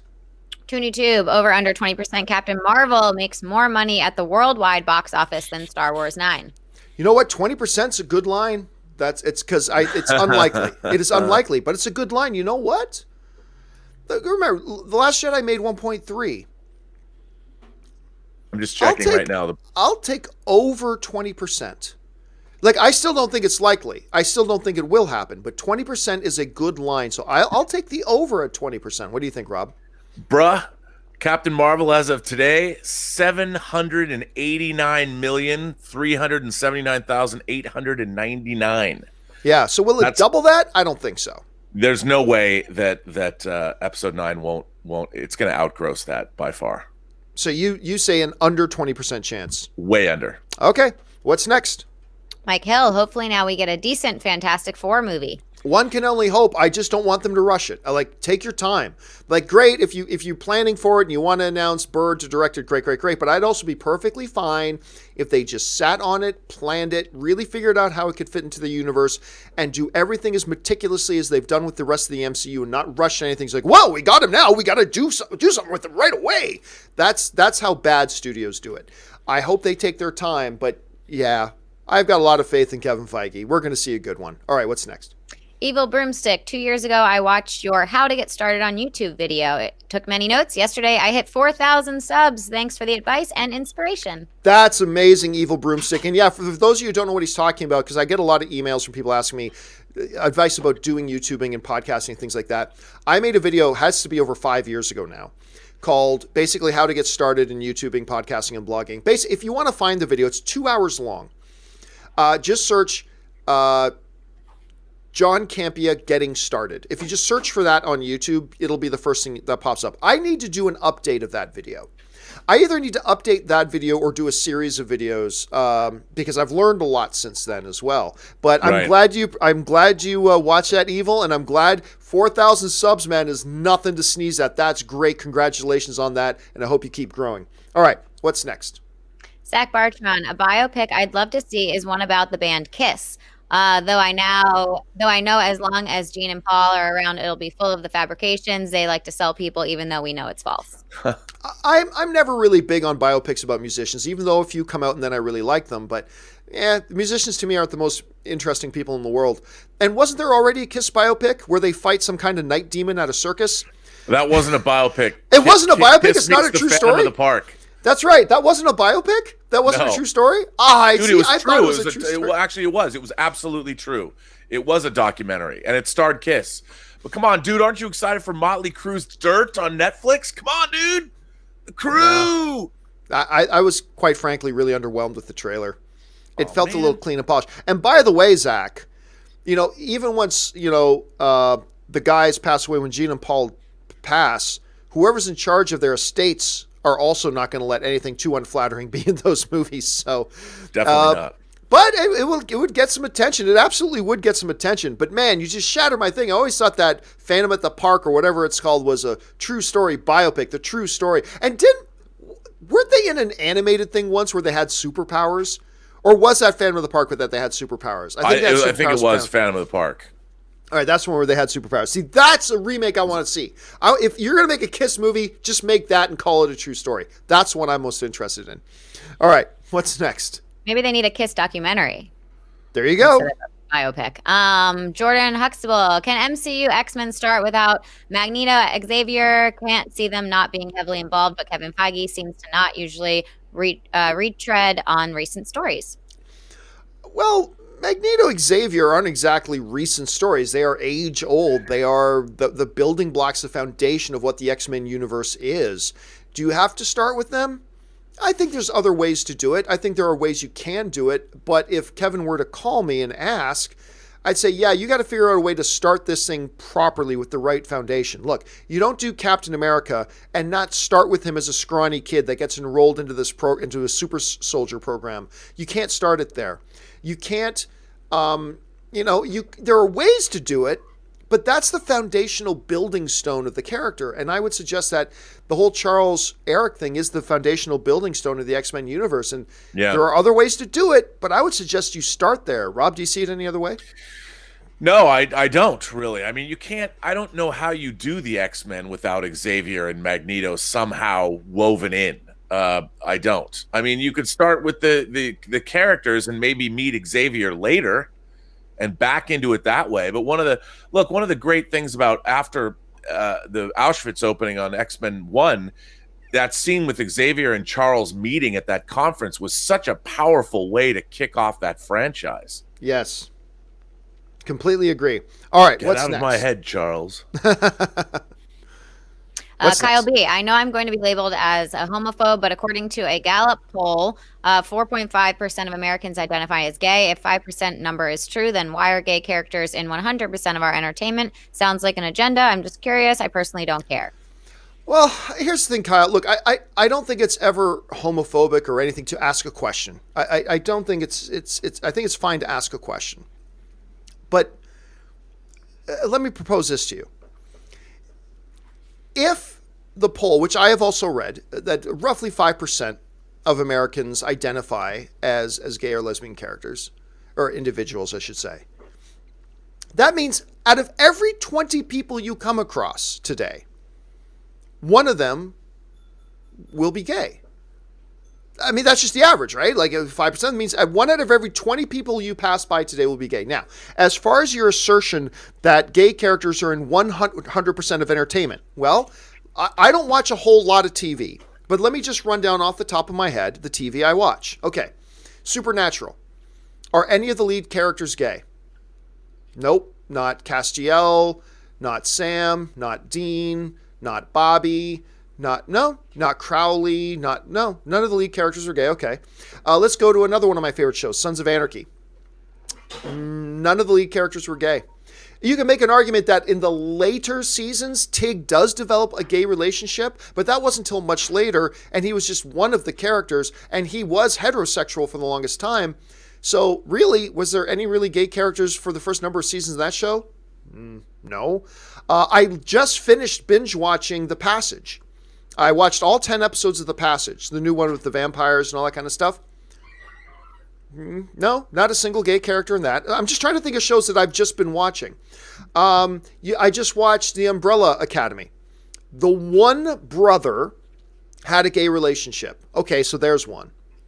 The point here is, Kyle, that I have just gone over tons of shows with far more than 20 individuals, and reality suggests that 1 out of every 20 should be gay. I would propose to you that your assertion that 100% of entertainment has gay characters is radically false, because I just went through a number of the shows that I watch, and there's not. And every show should have more than 20 people float in and out. And by average, as you pointed out, if 5% of Americans, if 1 out of every 20 people identifies as being gay, which means there's probably more than that, because that's only the number that identifies as being gay, then there should be more. There should be more. If anything, the lack of gay characters in shows is the agenda. Because if you're telling me, if the stats and the studies are telling me that 1 out of every 20 in this country identifies as being gay, and I see less than 1 out of every 20 characters on TV being gay, then that's the agenda. The agenda is to keep gay characters out. If you're not showing at least 1 out of every 20 characters as being gay, then statistically, I'm just going by the facts here. This is just the facts and the statistics. If you show less than 1 out of every 20 as being gay, then there's an agenda to keep gay people off the screen. So anything less than that. Now, if we were going to stay logical to that, if they were, say, showing 1 out of every 5 characters on TV was gay, well, okay, look, that's not reality. That goes against the statistics. Then maybe yes. But I just listed off all the shows that I've watched, and I came up with 1 character that's gay, and there's way more than 20 in that list. So are they in 100% of our entertainment? No. Is there some sort of agenda? Absolutely not. If you're going to reflect reality in America today, then 1 out of every 20 should be a gay character. Guess what? We see people who are redheads in almost every show. They make up 2% of the American population. I remember because I looked this up a while ago. They make up 2%. Nobody's asked, is there a redhead agenda? Why are there so many redheads in our television shows? That's a redhead agenda. Because they're awesome. They're there. There are people in our community and in our society. They're a part of America. They are there. Therefore, if you're going to make entertainment, you should see them every once in a while because that's America. There's no agenda there. Showing people with brown hair is not an agenda. Showing people with green eyes is not an agenda. Showing people who wear corduroys instead of jeans is not an agenda. That's just people in America do that. People in America identify as gay. People in America have red hair, whatever. If you're going to reflect reality, you got to show at least 1 out of every 20. And if you're showing less than that, which they are, then there's clearly no bias or agenda to force them in there. If anything, the statistics tell us there seems to be an agenda to keep them out. And again, that's just the numbers. I'm just presenting the numbers and the stats and the facts. So you can take that as you will. Are we seeing more gay characters in our entertainment today than ever before? Yes, because we're starting to get rid of that agenda to keep gay characters out. We're starting to see that get away, and so we are seeing more gay characters in our TV and entertainment more today than ever before, and that's the way it should frickin' be. We got to get rid of that anti-gay agenda. And until they start showing 1 out of every 5, I just don't think there's a pro agenda. What do you think? Also, Ash? we have to keep in mind that American-made entertainment is not exclusively made for Americans. It's true, yeah. So I would like to know worldwide numbers as well. Just like that's why it is important for Americans to represent every single type of person out there, because everyone is seeing it. Like one of my best friends, she's Russian, and she grew up watching Friends. So we always just think that like our shows are just for Americans, but there's a wider audience. There's a well, wider also, audience. if I just looked this up, according to the 2016 census, the black population in America, 13%. 13%, 13.3%. Now, black people in the UK are different than black people in America. The history is different. The perception is different. And we have to remember that around the world, if you go into different countries, the population of various ethnicities, the various sexualities, the religious backgrounds of people fluctuates depending where you are on the planet Earth. Mm-hmm. So, I think once we figure out how to represent all of humanity, all of our wondrous, crazy differences, and we should celebrate them, I think we'll be doing better. And I think we're doing better in American entertainment. Besides, the gay friends I have are just more fun than my other straight friends. And look, I'm not approaching this from any sort of political view whatsoever. I am simply going by the numbers and the facts. If X number of people in our culture are whatever or anything, then if you're trying to make entertainment that is reflective of the reality that we live in, then 1 out of X number of whatever should be represented in the show. And anything short of that, clearly, is no agenda to force it on us in any way, shape, or form. So I reject that notion. And I also have to say that if we're ever invaded by aliens, racial or sexual or religious prejudices they're the first thing that go out the door. Yeah, they're out the window. We're all the same in the foxholes under alien attack, let me tell you. I, for one, welcome our new alien overlords. All right. What is the last question we're going to take today? Tariq Sandhu, love your work, John, Robert, and Ashley. What are your top tier MCU movies? Also, sorry for my previous questions that I have asked you on previous episodes. I never apologize for asking a question, Tariq. Never apologize for asking a question. For me, when I think top tier, I'm not going to give any sort of definitive list, but when I think of the top tier of MCU films, I think of the first Avengers. I think of Winter Soldier. I think of Civil War. To me, that is the top shelf of MCU stuff. Then a whole bunch of stuff that's really high quality on the next shelf down, and then the next shelf down, whatever. But those are the ones when I generally think of. Rob, when you think of the toppest of the top tier in the MCU, what are the films that cross your mind? I'd say the same thing. I mean, I think that Infinity War is the top just because I can't believe that movie was even made. But all 3 of the Avengers movies, actually, and Civil War and Captain America, Winter Soldier, I mean, all these ensemble movies are so amazing because they work so well. And I think as far as comic book movies go, to make an effective team up film is a wonder. I can't believe we have them. So I always go to those as my go-to examples. All right, guys, listen, that will do it for our show today. We've run out of time, but listen, for everybody who still has outstanding Super Chat questions to come, Ahmad, Frost, Adam, all the way down, don't you worry, guys. I'm going to take all of these questions, and I'm going to do a companion video a little bit later today. Your questions that you sent in are going to get answered in a video just a little bit later today, once I'm able to get around to that. That will do it, guys, for today's installment of the John Campea Show. Thank you so much for joining me. Listen, guys, the most important thing here is keep the positive conversation going. You have a thought and opinion about any or all the questions we addressed here today, jump down to the comment section below and leave your thoughts. Just keep in mind, guys, when you're talking to each other and having some great movie debates, keep in mind you're talking with fellow movie fans as you're doing it. All right, I want to thank the people who are joining me here. First of all, the great Mr. Robert Meyer Burnett. Robert, where can people find you online? Well, first of all, I just want to say both to you, John, and to you, Ashley, this was a really fun show. But you can find me on Instagram at RM Burnett, find me on Twitter at BurnettRM, or find me on my own website, theburnettwork.net, or find me on my YouTube channel, The Burnett Work. And of course, also joining us is Ashley Whalen. Ashley, where can people find you? You guys can find me on my Twitter. It's AshAttack1, or my Instagram is my name. It's Ashley Whalen, and there's 2 Y's in Ashley. And you guys can, of course, just follow me on Instagram at John Campea, also on my website, www.thejohncampeashow.com. And guys, don't forget to check out mine and Robin Cody Miller's podcast, Best Movie, Worst Movie. Find it on any of your favorite podcasting apps. Subscribe, rate, and comment, and all that sorts of good stuff. That'll do it for us for today, guys. Thanks a lot for being here. My name's John Campea, and until our next video, bye-bye.